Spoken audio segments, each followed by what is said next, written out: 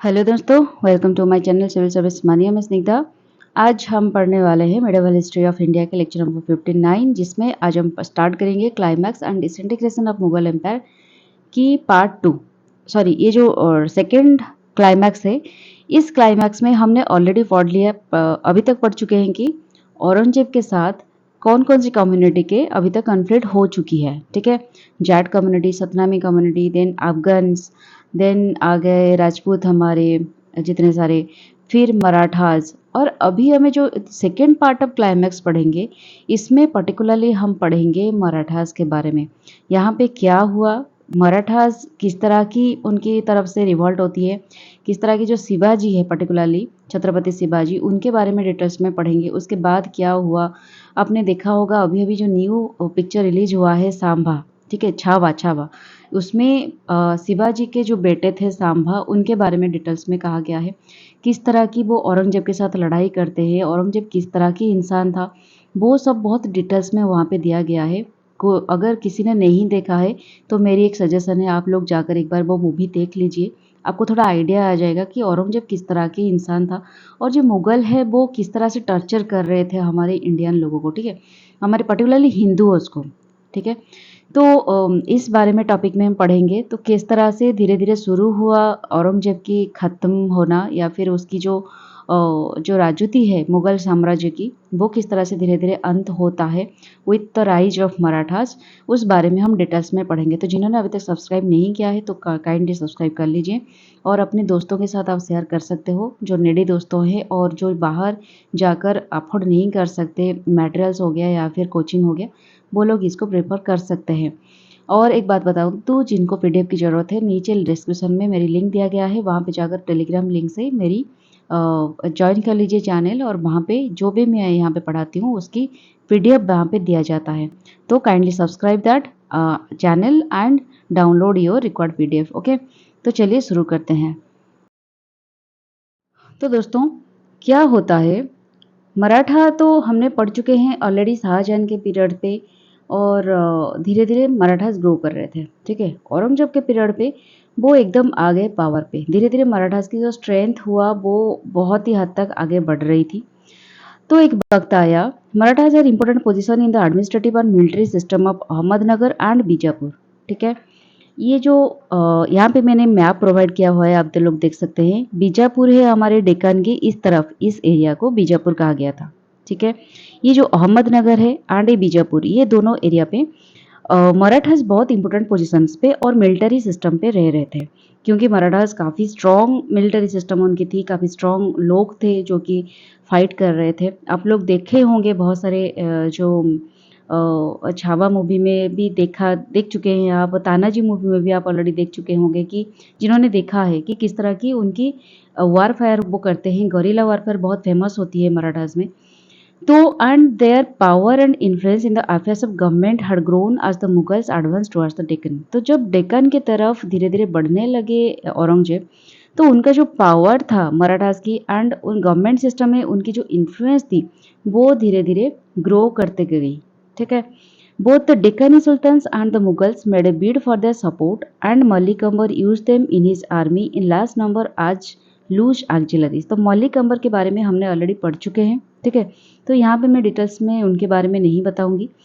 Deccani sultans जो भी थे यहाँ पे डेक्कन में, अहमदनगर में, गोलकुंडा में, ठीक है, और यहाँ पे बीजापुर में जो भी सुल्तान्स हुआ करते थे, वो हमेशा मराठास में जितने सारे आर्मीज होते थे, लोग होते थे, स्ट्रॉन्ग स्ट्रॉन्ग लोग, उनको अपने आर्मी में इंक्लूड करने के लिए वो बीड करते रहते थे। मतलब उनको चाहिए होता था कि मराठास लोग वो हमारे आर्मी में इंक्लूड होकर रहे।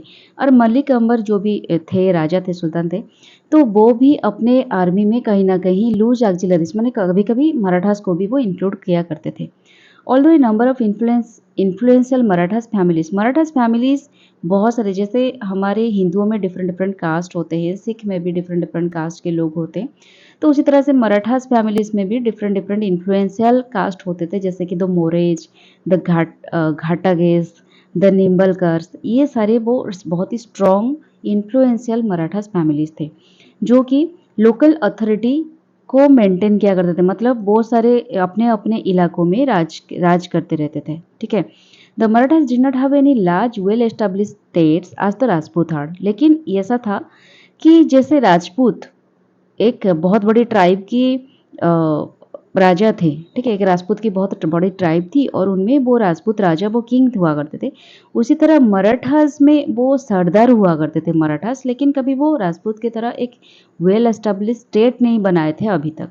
उनका कुछ एक अपना खुद का स्टेट नहीं था, या फिर मान सकते हैं कि अपने ट्राइब के वो किंग नहीं थे, वो सिर्फ मुखिया हुआ करते थे किसी ट्राइब की या फिर किसी राजा के अंडर। वो कुछ बहुत बड़ी स्ट्रॉन्ग आर्मी मेंटेन करके उसकी मुखिया हुआ करते थे, ठीक है। इस तरह की मराठास की हकीकत थी तभी, मतलब मिडिएवल टाइम पे, जिस टाइम पे शाहजहां के जस्ट वक्त के बाद और उसी वक्त के बाद ही इस तरह की कंडीशन बनी हुई थी। तो धीरे धीरे क्या होता है, ये जो मराठास के जितने सारे अभी तक तो मराठास की खुद का कुछ स्टेट्स नहीं है, ठीक है। तो ये जो स्टेट्स बनाने की स्टेटमैनशिप्स है, मतलब स्टेट बनाने की जो कैटेगरी है, ये आया शाहाजी भोंसले के साथ, जो कि छत्रपति शिवाजी के पिता थे, ठीक है। तो वो एक बहुत ही स्ट्रॉन्ग लीडर थे, एक बहुत बड़े सरदार थे, जिन्होंने एक लास्ट स्टेट बनाया था मराठास की। For some time Shahaji acted as the king maker in Ahmednagar. Ahmednagar में जो मलिक अकबर वो रूल कर रहे थे, वो अपने आर्मी में शाहाजी भोंसले को रखे हुए थे और यहाँ पे वो एक किंग मेकर के हिसाब से साबित हुए थे और उन्होंने मुगल को बहुत अच्छी तरह से डिफाई किया था, मुगल के साथ लड़ाई की थी। लेकिन एक वक्त आया जहाँ पे ट्रीटी हुआ 1636 में, जहाँ पे Shahji yielded the territories he was dominating, ठीक है। और उसके बाद उन्होंने क्या किया, बीजापुर के सर्विस में उन्होंने ज्वाइन किया, ठीक है। And town is energies to Karnataka. तो धीरे धीरे वो कर्नाटक के तरफ से वो बढ़ने लगे, अपने धीरे धीरे एरिया को एक्सटेंशन करने लगे। Taking advantage of unsettled conditions, Shahji tried to set up a semi independent principality and Bangalore. तो ये सब धीरे धीरे जब अहमदनगर, बीजापुर, गोलकुंडा, ये सब में धीरे धीरे जो कन्फ्लिक्ट होता रहता था डिफरेंट डेकानीज एरिया में, वहाँ पे एक दूसरे के साथ कॉन्फ्लिक्ट लगा रहता था। तो तभी ये सारी अनसेटल्ड कंडीशन को एडवांटेज लेते हुए शाहजी ने क्या किया, अपना खुद का एक सेमी इंडिपेंडेंट प्रिंसिपलिटी बनाने शुरू कर दिया, जहाँ जो था बैंगलोर में। Just as Mir Jumla the leading noble of Golconda. Golconda जिस तरह से, गोलकुंडा ये जो ये सारा एरिया है, वह उसको गोलकुंडा बोला जाता था, और ये गोलकुंडा एरिया जिस तरह से अपना एक सेमी इंडिपेंडेंट प्रिंसिपलिटी बना रहा था, उसी तरह से शाहजी भी अपनी खुद का एक सेमी इंडिपेंडेंट प्रिंसिपलिटी बना रहे थे बैंगलोर में। बैंगलोर कहाँ पे, यहाँ पे, ठीक है। Try to carve out such a principality on the Coromandel coast. यहाँ पे जो कोरोमंडल कोस्ट है, तो इस एरिया पे वो अपना खुद का एक सेमी इंडिपेंडेंट प्रिंसिपलिटी बनाने की कोशिश कर रहे थे। उसके बाद क्या होता है दोस्तों, जैसे शाहजी अपने एरिया डेक्कन में बंगालोर और कोरोमंडल कोस्ट के तरफ अपना खुद का एक प्रिंसिपलिटी बनाने लग गए, उसी वक्त पे क्या होता, डिफरेंट डिफरेंट रीजन पे डिफरेंट डिफरेंट चीफ्स भी राज कर रहे थे ठीक है। ये जो डेक्कन है, ये तभी जो बड़े बड़े राजा थे उनके डिसइंटीग्रेशन होने के बाद ये सब छोटे छोटे प्रिंसिपलिटी में मतलब चेंज हो गए थे। तो डिफरेंट डिफरेंट प्रिंसिपलिटी में तभी, जैसे कि आबिसियन चीफ्स थे जो कि वेस्टर्न कोस्ट में राज कर रहे थे, सिद्धीस, ये सारे उसी पैटर्न पे खुद अपने अपने आप को एक सेमी इंडिपेंडेंट प्रिंसिपलिटी के हिसाब से एक खुद का एक साम्राज्य बनाना चाह रहे थे। तो ये सारे इस बैकग्राउंड के साथ जब शाहजी भोसले ने एक पुणे के आसपास, पुणे के सिटी के अराउंड खुद का एक लार्ज प्रिंसिपलिटी बनाने की कोशिश की, ठीक है।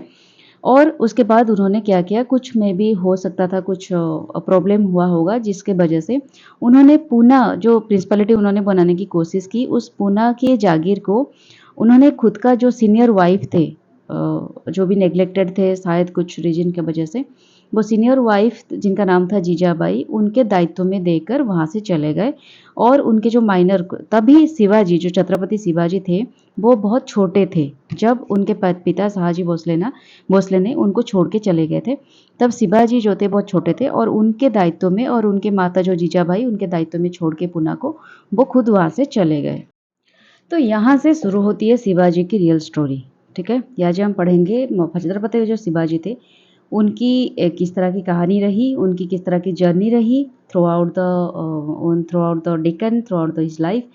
तो इस बारे में हम डिटेल्स में पढ़ेंगे। शिवाजी जब छोटे थे, वहाँ से जब तक वो बड़े हुए लगभग एज 18 तक, तो तब उनको एक गुरु को सौंपा गया था, एक मास्टर मान सकते हो, एक टीचर मान सकते हो, जो उनको लालन-पालन कर रहे थे एक सर्टेन एज तक।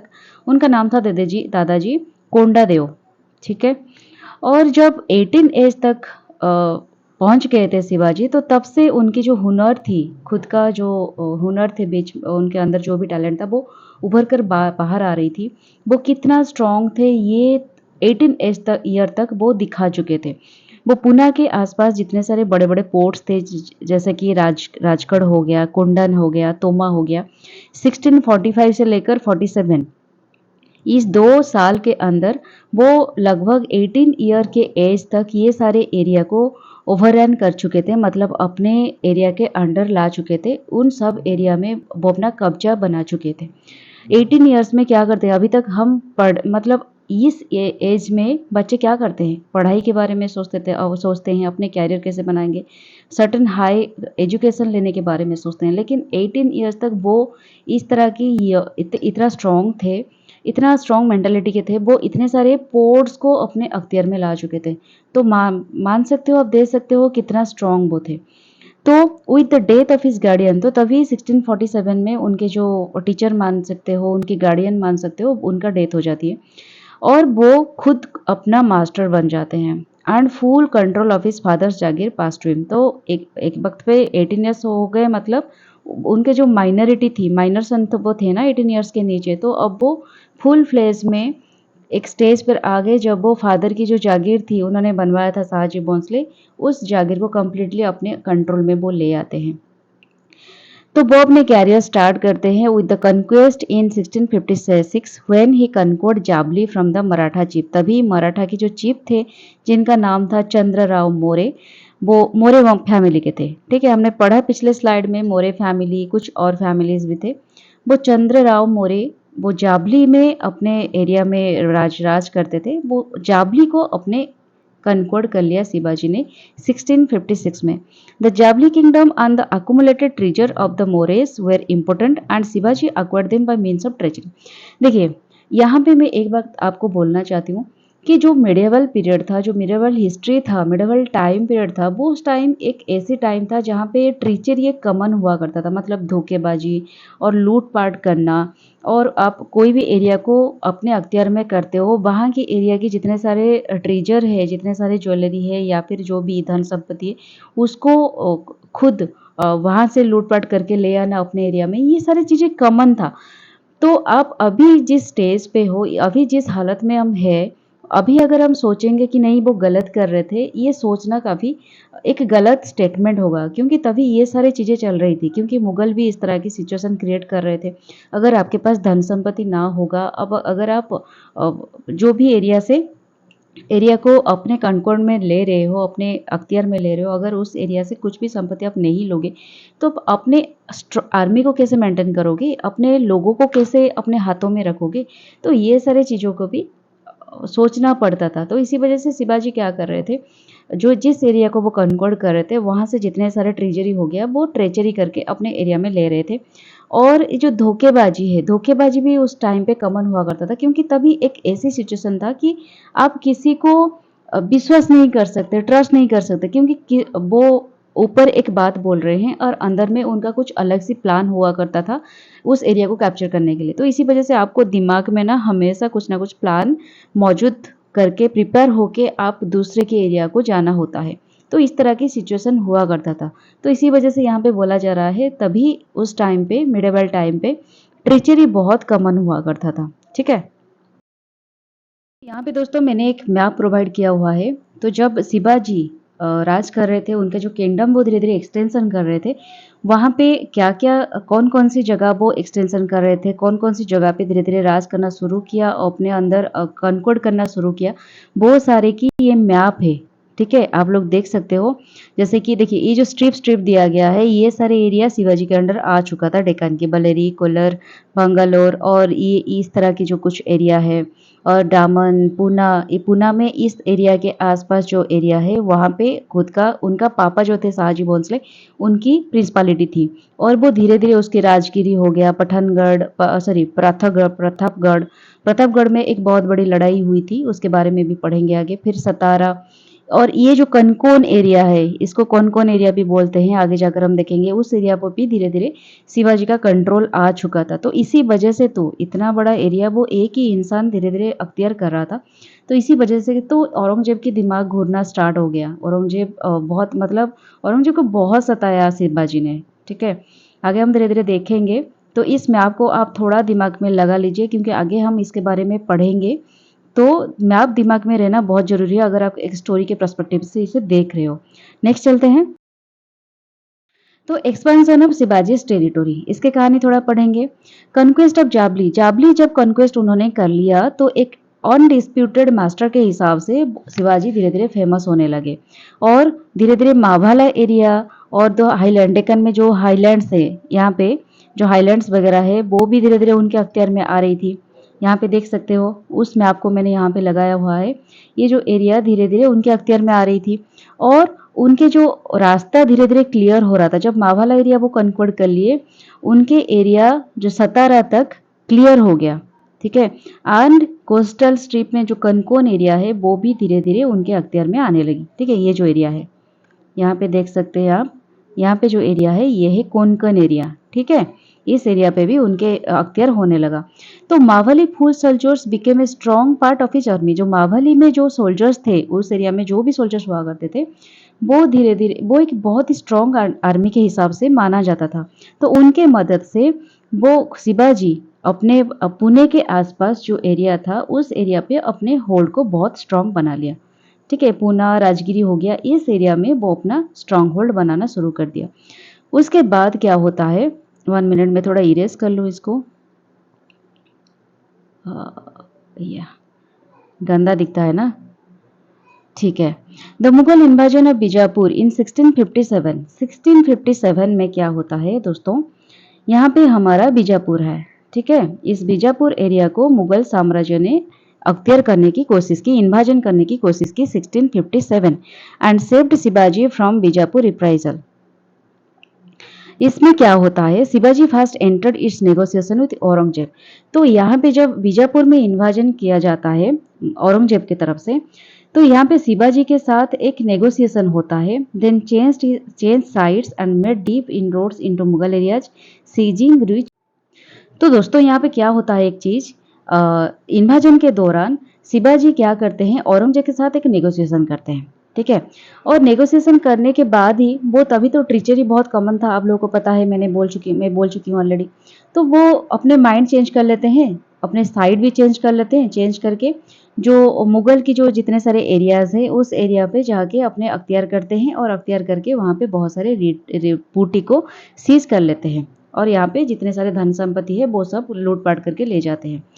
तो इसके साथ क्या हुआ, धीरे धीरे एक वक्त आया जहाँ पे औरंगजेब बीजापुर के रूलर के साथ उनका रिलेशन थोड़ा अच्छा होता है। और ये सिविल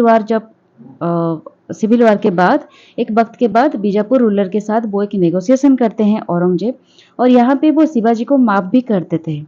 लेकिन वो शिवाजी को ट्रस्ट नहीं करते थे, क्योंकि उनको पता था कहीं ना कहीं शिवाजी एक मास्टरमाइंड गेम प्लेयर है, और उनको अच्छी तरह से पता है ये ट्रिचरी किस तरह से खेला जाता है, क्योंकि औरंगजेब ऑलरेडी ट्रिचरी करते करते यहाँ तक पहुंचे हैं।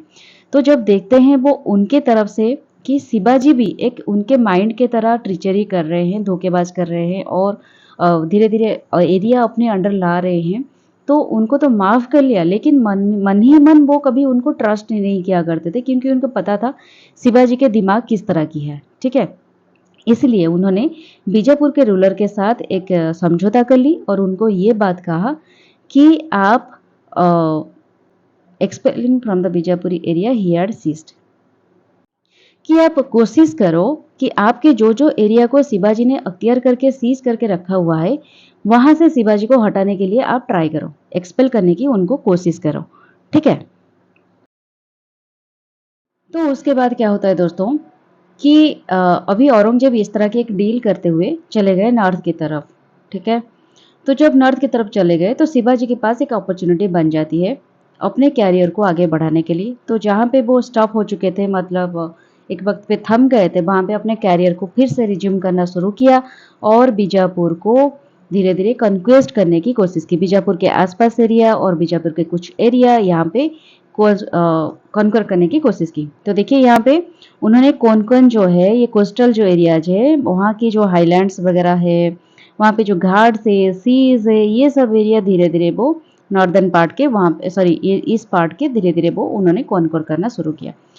तो इस चीज़ को देखते हुए यहाँ पे जो बीजापुर रूलर थे, उन्होंने एक स्ट्रॉन्ग एक्शन लेने की कोशिश की। उन्होंने क्या किया, उनके एक बहुत ही प्रीमियर बीजापुरी नोबेल थे जिनका नाम था अफ़ज़ल खान, वो बहुत ही स्ट्रॉन्ग थे और उनको लगा कि अफ़ज़ल खान ही शिवाजी को अब शिवाजी के साथ लड़ पाएँगे। तो उन्होंने 10,000 ट्रूप्स के साथ अफ़ज़ल खान को भेजा शिवाजी को कैप्चर करने के लिए बाय एनी मीन पॉसिबल। कुछ भी हो कोई भी आप किसी भी जो कहते हैं ना साम दाम दंड भेद लगाकर आप कुछ भी कर लो, शिवाजी को कैप्चर करके लाओ।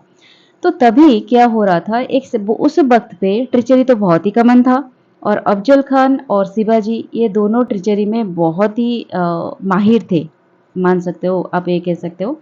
तो शिवाजी के जो फोर्सेस थे, शिवाजी के पास इतने बड़े फोर्सेस नहीं थे, वो धीरे धीरे तो बढ़ रहे हैं, उनके पास इतने बड़ा आर्मी नहीं है और उनके पास कुछ बड़ा स्टेट भी नहीं है जिसके अंदर बहुत सारे आर्मी काम करें। वो धीरे धीरे एक सरदार से धीरे धीरे आगे बढ़ रहे हैं। तो इतना बड़ा 10,000 ट्रूपर्स को सामना करना उनके लिए बहुत ही मुश्किल था। लेकिन क्या होता था, और अफजल खान को भी सामने सामने से आप वार भी नहीं कर सकते थे। तो इसी वजह से शिवाजी ने वहाँ पे गरिला वार करने की कोशिश की, क्योंकि गरिला वार मराठास में बहुत ही शानदार था और बहुत ही वो फेमस थे गरिला वार में। तो इसी वजह से यहाँ पे वो गरिला वार को अप्लाई करते हैं, ठीक है। उसके बाद क्या होता है कि अफजल खान क्या करते हैं, वो एक गेम प्लान क्रिएट करते हैं। उन्होंने शिवाजी को इनवाइट करते हैं एक पर्सनल इंटरव्यू के लिए और उनको ये कहते हैं कि एक बातचीत हम करेंगे। उस बातचीत के दौरान मैं आपको प्रॉमिस करता हूँ कि मैं बीजापुर कोर्ट की तरफ से, बीजापुर राजा की तरफ से आपको पार्डन कर दूंगा, उनके साथ सलाह करके आपको पार्डन कर दूंगा, क्षमा दे दूंगा आपको, आप हमारे साथ मिलकर काम करोगे, ठीक है। लेकिन ये एक ट्रैप थी और इस ट्रैप के बारे में शिवाजी को पता था, क्योंकि वो ट्रिचरी का एक मास्टर थे, गेम प्लानर थे, बहुत बड़ी मास्टर प्लानर थे और उनको पता था कि वो किस तरह से डिफरेंट डिफरेंट रूलर अपने नेक्स्ट लेवल के रूलर को हराने के लिए किस तरह की गेम प्लान करते हैं, किस तरह की ट्रैप करते हैं, कोई भी किसी वक्त साइड चेंज कर सकता है। ये सारी चीज़ों के बारे में उनको बहुत अच्छी तरह से पता थी। तो इस बारे में वो वेल प्रिपेयर्ड होके गए थे अफजल खान को मीट करने के लिए, ठीक है। ये सारी चीज़ें उनको पता था, तो इसी हिसाब से वो गए थे अफजल खान को मीट करने के लिए। और वहाँ पे एक युद्ध हुआ था, प्रतापगढ़ पर्टिकुलरली जगह था जहाँ पे, और वहाँ पे उन्होंने अफजल खान को मर्डर किया था 1659 में इन ए कॉनिंग बट डेयरिंग मैनर। गए थे तो थे वो उन्होंने इनवाइट किया, ये गए थे, लेकिन वहाँ पे वो प्रिपेयर होके गए थे और उनको मार दिया। तो Shivaji put his leaderless army to rout. तो उसके बाद जब चीफ को मार दिया तो आर्मी को मारना बहुत बड़ी बात तो नहीं होगा।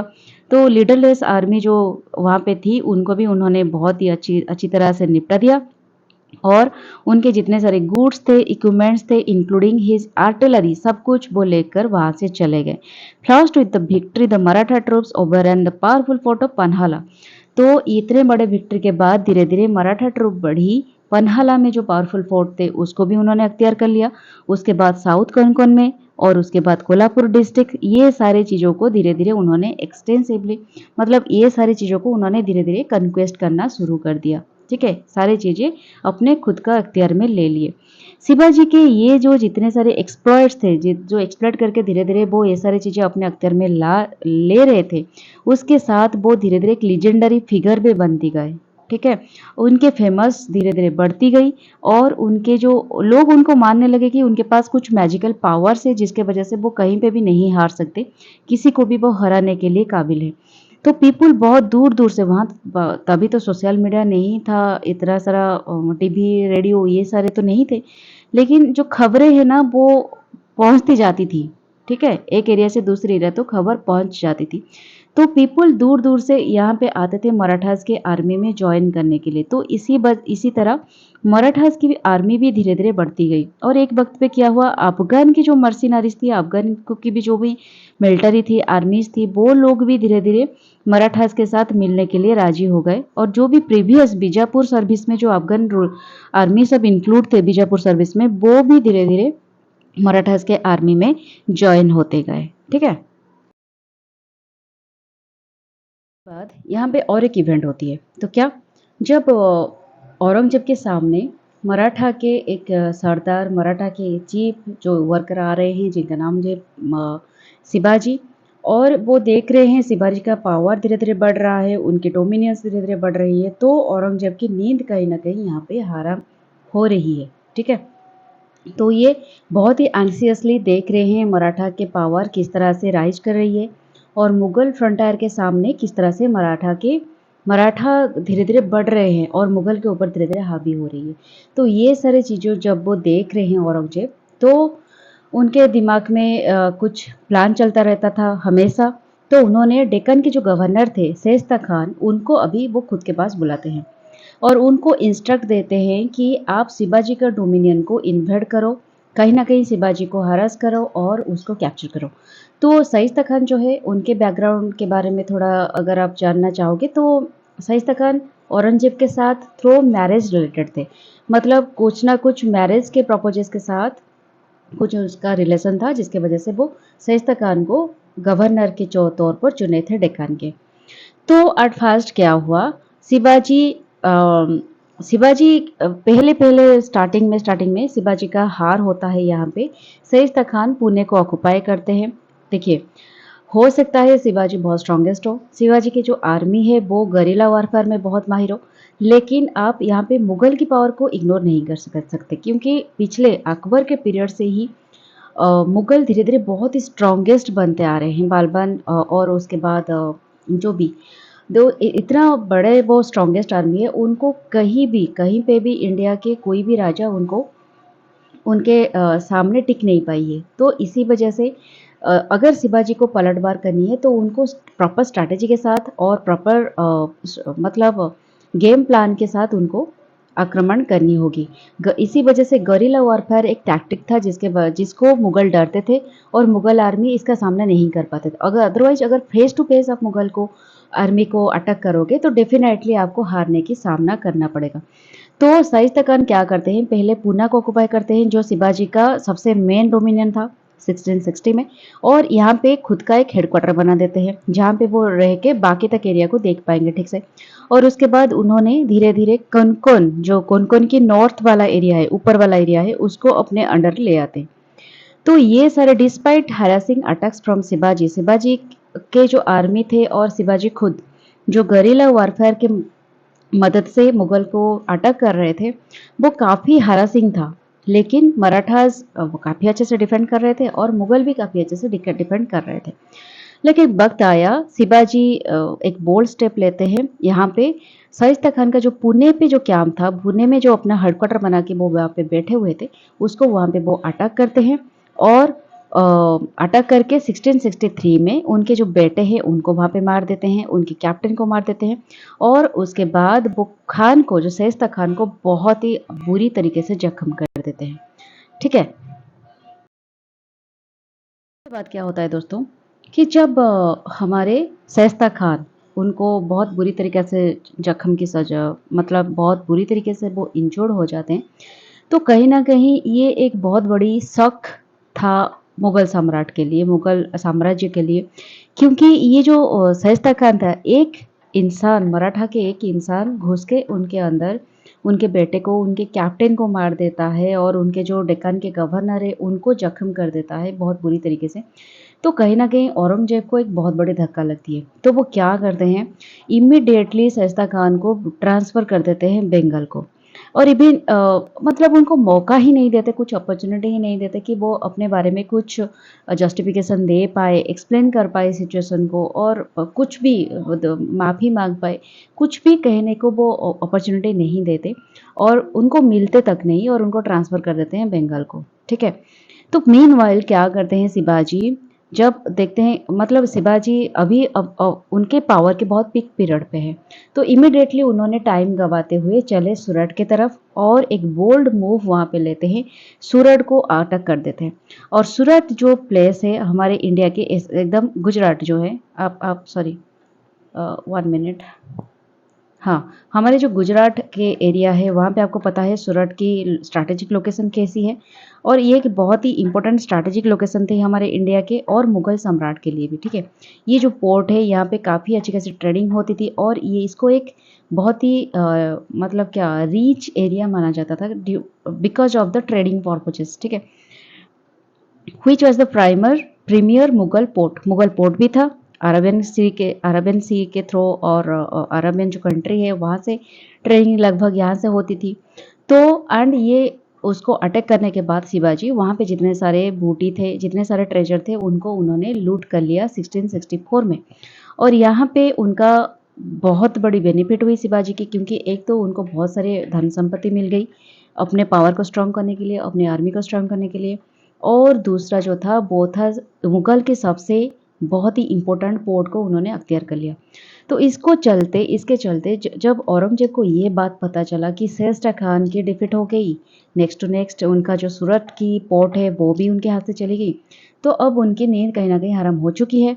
तो उन्होंने उनका जो सबसे जो कहते हैं क्या ना स्ट्रॉन्गेस्ट वाला पाला अब चले, तो उनके इम्पोर्टेंट पर्सन में इम्पोर्टेंट जो स्ट्रॉन्ग आर्मी थी, स्ट्रॉन्ग पर्सन थे, उनमें राजा जयसिंह जो थे अंबर के राजपूत राजा, वो बहुत सबसे ऊपर लिस्ट में थे और ये कहीं ना कहीं लॉयल थे औरंगजेब के लिए।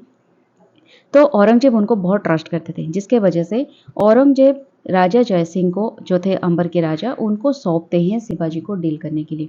और उन्होंने क्या किया, औरंगजेब ने क्या किया, मतलब जितना full military and administrative authority दे दी जयसिंह को। जयसिंह अब डील करेंगे किनके साथ, छत्रपति शिवाजी के साथ। और वो डील करते हुए उनका ये पावर दिया गया कि जो मुगल के भिसरय है डेक्कन में, जो भी गवर्नर है डेक्कन में, जयसिंह उनको आंसरेबल नहीं है। मतलब डेक्कन पे कुछ भी होता है, शिवाजी के रिलेटेड जो भी रिगार्डिंग जो भी न्यूज होगी, जो भी खबर होगी, जो भी सिचुएशन होगी, वो डायरेक्ट जाकर आंसर करेंगे औरंगजेब को, ना कि मुगल जो गवर्नर है भिसरय है डेक्कन उनको जाकर रिप्लाई करेंगे। वो डायरेक्टली रिप्लाई करेंगे औरंगजेब को और उनके पास full military and administrative authority. मतलब इतने हद तक वो राजा जयसिंह को बिलीव और ट्रस्ट करते थे, ठीक है। तो फिर क्या होता है दोस्तों, जब जय सिंह इस चार्ज पे आ जाते हैं डेक्कन के चार्जेस में, शिवाजी को मतलब शिवाजी के दायित्व पे आ जाते हैं, तो अभी वो गलतियां नहीं कर रहे हैं जो वो उनके प्रीडेसर्स अभी तक करते आए हैं। मतलब उनके पहले जो भी डिप्लॉय किया गए थे, जिनको डिप्लॉय किया गया था शिवाजी को पकड़ने के लिए, तो उन्होंने अभी तक वो सारे गलतियां नहीं की, ठीक है। तो जय सिंह ने कभी बिल्कुल भी मराठास को अंडर एस्टिमेट नहीं किया। उनको अच्छी तरह से पता था कि शिवाजी की ताकत क्या है, उनकी आर्मी की पावर क्या है, क्योंकि वो भी एक हिंदू कम्युनिटी से बिलोंग करते हैं, ठीक है, राजपूत थे। तो उनको पता है इंडिया की सिचुएशन क्या है और इंडिया के लोगों की हालत क्या है, ठीक है, वो किस तरह की मेंटालिटी के लोग हैं। तो वो careful diplomatic and military preparations करने लगे शिवाजी के लिए। तो उन्होंने क्या किया, एक डिप्लोमेटिक गेम खेली यहाँ पे। शिवाजी के साथ जो भी लोग एसोसिएटेड थे, जो भी राजा और एरिया के चीफ्स जो भी एसोसिएट थे, उनको धीरे धीरे अपने तरफ से खींचने की कोशिश की और शिवाजी को एकदम आइसोलेट करने की उन्होंने कोशिश की। तो इसी कोशिश में उन्होंने क्या किया, जो बीजापुर के जो चीफ थे, रूलर थे, वो भी एक वक्त पे शिवाजी के तरफ ही आ गए थे, शिवाजी के सपोर्ट में आ गए थे, लेकिन उनको भी उन्होंने अपने तरफ खींच लिया जयसिंह के तरफ। तो शिवाजी एकदम आइसोलेट हो गए, ठीक है, और कुछ कुछ कम आर्मी के साथ वो अकेले ही पड़ गए एक वक्त पे। तो उन्होंने उसके बाद क्या किया, जयसिंह ने पूना को मार्च किया। पूना में जाकर एकदम शिवाजी के टेरिटोरीज में सबसे उनका हार्ट जहाँ पे था, पूना में वो रह रहे थे, और पूना में जो सबसे उनका फेवरेट पोर्ट था जहाँ पे वो रह रहे थे अपने फैमिली के साथ, और जो भी ट्रेजरी वो लूटपाट करके ला रहे थे या फिर कोई भी एरिया को कैप्चर करके वो ला रहे थे, वहाँ सब कुछ वहाँ पे दफन था। तो वो पोर्ट पुरंदर को वहाँ पे अटक कर दिया, ठीक है। और यहाँ पे क्या करते हैं, मराठास में जितने सारे स्ट्रॉन्ग स्ट्रॉन्ग सरदार थे, आर्मीज थे, वो बहुत ही मतलब अपने लास्ट दम तक लड़ने की कोशिश की। लेकिन एक वक़्त आया जहाँ पे जयसिंह पुरंदर पोर्ट को बिसेस्ट कर लेते हैं, कैप्चर कर लेते हैं और यहाँ पे शिवाजी फिलहाल अभी तक वो हार चुके हैं और उनको लग रहा है कि जितने भी कोशिश कर लो मैं यहाँ पे जीत नहीं सकता। राजा जयसिंह को मुझे हारने के सामना करना पड़ेगा। तो इसी चक्कर में वो क्या करते हैं, राजा जयसिंह के साथ एक ओपन नेगोशिएशंस करते हैं। ठीक है?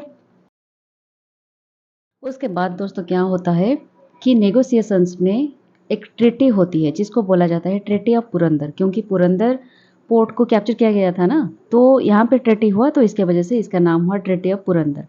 तो यहाँ पे क्या ट्रीटी हुआ, जयसिंह के बीच और छत्रपति शिवाजी के बीच। उन्होंने क्या किया, शिवाजी के पास ऑलमोस्ट 35 पोर्ट्स था, मतलब 35 दुर्ग को शिवाजी ने अपने अंडर में रखा हुआ था। तो वहाँ से 23 फोर्ट्स को उनको मुगल्स को सरेंडर करनी होगी। ठीक है? और ये 23 फोर्ट्स में एनुअली उनके पास कितने आता था, 4 लाख हुन्स रुपीज़ उनको आती थी ट्राइब्यूट। मतलब इतने सारे रुपीज़ शिवाजी को एनुअली आते थे। तो इसी इसी वजह से 23 फोर्ट्स उनको गँवाने पड़ेंगे। ठीक है? और उसके बाद जो 12 फोर्ट्स वहाँ पे बचे, उस 12 पोर्ट में 1 लाख फॉरवेन्स were to be left to Shivaji on condition of service and loyalty to the throne. मतलब उनको बाकी जो 12 के फोर्ट्स बचे जो कि शिवाजी के पास रहेंगे, उसमें 1 लाख हुन्स उनको एनुअल इनकम उनको मिलेगी ऑन द कंडीशन कैसे, कि वो मुगल थ्रोन के लिए सर्विस देंगे और उनके लिए लॉयल रहेंगे। ठीक है? ये एग्रीमेंट हुआ। और उसके साथ और एक एग्रीमेंट होता है कि जो बीजापुरी कोंकण एरिया है, जो भी जो कि वर्थ 4 लाख खून से ईयर ये इनकम होती थी शिवाजी के, वो शिवाजी के पास रहेंगे और इन रिटर्न क्या करेंगे, was granted to him. In addition Bijapuri Mughal की तरफ से शिवाजी को हेल्प किया जाएगा बीजापुर के बाकी जो एरिया है, जिसका जो बालघाट एरिया की जो एरिया है, उस एरिया को कैप्चर करने में मुगल की जो आर्मी है वो हेल्प करेंगे शिवाजी को, जहाँ पे उनको मिलेगी 5 लाख ऑफ ह्यून्स पर ईयर, ये इनकम उनकी रहेगी। तो इसी पैटर्न पे उनके एग्रीमेंट हुआ कि 35 पोर्ट से 23 चला जाएगा, जिसमें शिवाजी की तरफ से शिवाजी को यहाँ से कोई इनकम नहीं मिलेगी, वो मुगल की सुजनिटी में चली जाएगी। बाकी 12 फोर्ट्स में रहेगी, जिससे 1 लाख हुन्स उनको देने पड़ेंगे ताकि एनुअल इनकम होगी, जो कि on condition of service and loyalty to the throne, and Bijapur के कुछ एरिया उनके काबू में रहेंगे। ये सारे एग्रीमेंट हुए और उनके साथ ये कहा गया कि शिवाजी को पर साल 40 लाख ह्यून्स इंस्टॉलमेंट में, पर साल नहीं, लगभग मतलब उनके क्या बोलते हैं उसको, मुगल्स ऑल टोटल शिवाजी को मुगल्स को देने होंगे 40 लाख हुन्स इन इंस्टॉलमेंट, मतलब एक बार उनको नहीं देना है, 40 lakh huns time to time उनको इंस्टॉलमेंट के थ्रू 40 लाख ह्यून्स देने होंगे, क्योंकि उन्होंने वो भी हेल्प कर रहे हैं ना उनको बीजापुर के कुछ एरिया हेल्प मतलब अख्तियार करने में। ठीक है? ये सारी चीज़ें उनके ट्रीटी में हुए। और एक चीज़ यहाँ पे हुआ कि शिवाजी को ये बात कहा गया कि आपको पर्सनल सर्विस देने की ज़रूरत नहीं है मुगल सम्राट को, लेकिन आपको आपके जो बेटे हैं जिनका नाम था संभाजी, उनको 5000 मनसाब के साथ मुगल साम्राज्य में पोस्टिंग किया जाएगा और वो हेल्प करेंगे, मतलब मुगल सुजनिटी के अंडर वो काम करेंगे, वहाँ पे सर्विस देंगे। और एक चीज़ होगी कि मुगल की जो भी कैंपेन होगी डेक्कन में, जो भी एक्सटेंशन हो गया या फिर जो भी एरिया की तरफ से वो लड़ रहे हैं, उस कैंपेन में शिवाजी को हेल्प करनी होगी मुगल सम्राट को, एम्परर को। तो ये सारे बहुत सारे ट्रीटी बन गए शिवाजी के तरफ से, शिवाजी और राजा जयसिंह के बीच। ठीक है? तो दोस्तों क्या होता है, जयसिंह जो राजा, वो एक बोन ऑफ कंटेंशन थ्रो करते हैं शिवाजी एंड बीजापुर रूलर के बीच। मतलब शिवाजी एंड बीजापुर रूलर के बीच वो एक गेम खेलते हैं, गेम ऑफ थ्रोन जो बोलते हैं, वो उस तरह की गेम खेलते हैं। उनके दिमाग में क्या रहता है कि देखिए, अगर मुगल को डेक्कन पे राज करनी है तो शिवाजी को मुगल के अंडर लाना होगा। तो अगर शिवाजी आ जाते हैं मुगल के अंडर तो क्या होता है? अब मुगल क्या करेंगे, अभी ट्रीटी के दौरान क्या होगा, मुगल हेल्प करेंगे शिवाजी को बीजापुर को आक्रमण करने के लिए। तो बीजापुर के जो एरिया है, जो अभी तक मुगल सुल्तानेट के अंडर कंप्लीटली नहीं आया है, तो उसको कंप्लीटली अब कैप्चर करेंगे Shivaji with the help of Mughals. तो कैप्चर करने के बाद क्या होगा, जो जो एरिया शिवाजी कैप्चर करेंगे, तो शिवाजी अभी तो मुगल सुल्तानेट के अंडर है, ट्रीटी के साथ साथ मिलाकर चल रहे हैं, तो डेफिनेटली ये एरिया भी कहीं ना कहीं मुगल के अंडर आ जाएगा। तो ये दिमाग में था राजा जय सिंह के। लेकिन क्या होता है, ये एक फाटल लॉ था, एक वक्त पे एक फाटल लॉ के हिसाब से प्रूव हो गया, क्योंकि औरंगजेब जो थे ना वो शिवाजी को कभी ट्रस्ट नहीं करते थे उनको, क्योंकि वो भी ट्रिचरी गेम में मास्टर थे और उन्होंने अभी तक शिवाजी को ट्रिचरी गेम का अभी तक उन्होंने झेल चुके हैं और देख चुके हैं। तो इसी वजह से उनको कहीं ना कहीं शिवाजी के बातों पर, ट्रीटी पर बिल्कुल भी भरोसा नहीं था। वो रिजर्वेशन को लस्ट कर चुके थे और बहुत ही डाउटफुल थे, कि उनको लग रहा था ये जो राजा जयसिंह जो ट्रीटी बना रहे हैं वो एकदम बकवास है, क्योंकि मुगल मराठा के बीच कहीं ना कहीं मुगल मराठा मिलकर जो बीजापुर को अटैक करेंगे और बीजापुर कम्प्लीटली आ जाएगा हमारे, और कम्प्लीटली डेक्कन आ जाएगा हमारे मुगल सुल्तानेट के अंडर, ये एक बकवास आइडिया है। क्योंकि हो सकता है शिवाजी अपने बातों पे मुकर जाए, और हो सकता है बीजापुर आने के बाद वो एकदम बहुत बड़ी एरिया अपने अंडर ले लिए। तो ये सारी चीज़ें औरंगजेब के दिमाग में था, तो इसी वजह से उन्होंने राजा जयसिंह के इस ट्रीटी पर कभी भरोसा नहीं किया। लेकिन राजा जयसिंह के दिमाग में ये आइडिया बहुत एक ज़बरदस्त आइडिया भी था। अगर औरंगजेब इसको ट्रस्ट कर लेते, शिवाजी को थोड़ा इम्पोर्टेंस दे देते, तो शायद ये एक बहुत ही बड़ी प्रूफ हो जाती, मतलब बहुत बड़ी एक इवेंट हो जाती, शिवाजी और औरंगजेब के बीच एक बहुत बड़ी अलियंस बन जाती। लेकिन ये नहीं हुआ, बिकॉज औरंगजेब कभी शिवाजी को भरोसा नहीं किए, और राजा जयसिंह ये चाहते थे कि हम शिवाजी को एक सेंटर ऑफ सर्कल बना के डेक्कन में रिप्रेजेंट करेंगे और डेक्कन को अख्तियार करेंगे। लेकिन ये कभी होने नहीं दिया, नहीं हो पाया, बिकॉज ऑफ द मतलब औरंगजेब जिस तरह के डाउटफुल मेंटालिटी में थे शिवाजी को लेकर। ठीक है, उसके बाद क्या होता है, एक वक्त आता है जहाँ पे मुगल मराठा दोनों मिलकर बीजापुर के एगनेस्ट में एक एक्सपेडिशन डालते हैं। ठीक है, और यहाँ पे इस एक्सपेडिशन किसी रीजन की वजह से फेल हो जाता है। ठीक है, और Shivaji who had been deputed to capture fort Panhala was unsuccessful. तो यहाँ पे क्या होता है, शिवाजी को जो फोर्ट पान्हाला बीजापुर के अंदर है, इसको कैप्चर करने के लिए दायित्व दिया गया था, किसी वजह से ये अनसक्सेसफुल हो गई। तो ये जो इवेंट हुआ, तो कहीं ना कहीं ये औरंगजेब के दिमाग में, औरंगजेब के नज़र में, ये जो राजा जयसिंह के ये एक्सपेडिशन थी, राजा जयसिंह के जो ये ट्रीटी थी विथ मराठा मुगल मिलकर बीजापुर को अटैक करेंगे और ये जो ट्रीटी बनाएंगे, अलियंस बनाएंगे विथ मराठा, ये कहीं ना कहीं शिवाजी के सॉरी औरंगजेब के नज़र में ये खराब हो गई। मतलब उनको लगा ये बेहद और बकवास सी ट्रीटी है और इसी वजह से ये सारी चीज़ें अनसक्सेसफुल हो रहा है। लेकिन इफ शिवाजी और औरंगजेब अगर मिलकर, औरंगजेब थोड़ी सी हिम्मत दिखाते और एक ही अनसक्सेसफुल कैंपेन से वो अपने इरादा नहीं बदलते, थोड़ा सा ट्रस्ट कर लेते, तो हो सकता है मराठा और मुगल के बीच कोई भी एक अलियंस हो पाती और हिस्ट्री कुछ अलग बताती। लेकिन यहाँ तो हिस्ट्री कुछ अलग ही बना था। तो जिस वजह से क्या हुआ कि जयसिंह को ऐसा लगता था कि, और वो बहुत ही कोशिश कर रहे थे औरंगजेब और शिवाजी के अंदर एक अलियंस बनाने के लिए, एक बहुत अच्छी रिलेशन बनाने के लिए, क्योंकि उनको लगता था अगर ये हो जाएगा तो कहीं ना कहीं हम मिलके बीजापुर को अटैक कर लेंगे और इसमें क्या होगा, मतलब एक डेक्कन की एक बहुत बड़ी एरिया आ जाएगी मुगल सुल्तानेटी के अंदर, और जिसके साथ क्या होगा, उनका भी कुछ औरंगजेब की जो ट्रस्ट है राजा जयसिंह के ऊपर, ये थोड़ा बढ़ जाएगी और उनको अच्छी खासी रिसोर्सेस भी मिलना शुरू हो जाएगा। तो ये सर सब अपने अपने ख्याल में डूबे हुए थे, सब अपने अपने जो क्या बोलते हैं उसे, बेनिफिट के लिए प्लान कर रहे थे। तो उन्होंने क्या किया, जब देखा कि औरंगजेब की नज़र थोड़ी ख़राब हो रही है, मतलब वो ट्रस्ट नहीं कर रहे हैं शिवाजी के ऊपर और उनके ट्रस्ट थोड़ा ख़राब हो रहे हैं शिवाजी के ऊपर, तो उन्होंने आगरा शिवाजी को इनवाइट किया आगरा आकर औरंगजेब को मिलने के लिए। तो शिवाजी चले गए आगरा उनको मिलने के लिए, औरंगजेब को। तो तभी क्या हुआ, शिवाजी पहुँचते पहुँचते उनको मनसब दर दिया, जब जब पहुँचते हैं आगरा उनको 5000 मनसब दिया जाता है।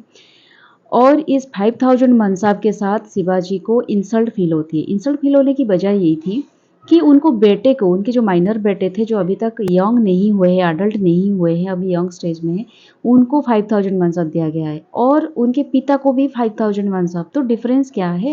मतलब क्या अच्छी खासी उनको आप इज्जत दे रहे हो?